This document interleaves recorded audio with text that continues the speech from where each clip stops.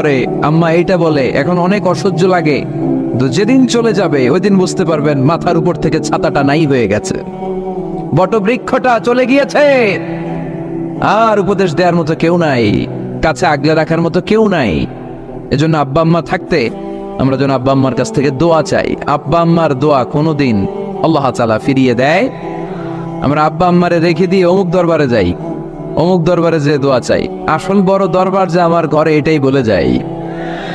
আমার আব্বার চেয়ে বড় কোনো পীর সাহেব আমার জন্য হতে পারে, আমার মায়ের চেয়ে বড় দোয়াকারী আমার জন্য পৃথিবীতে থাকতে পারে।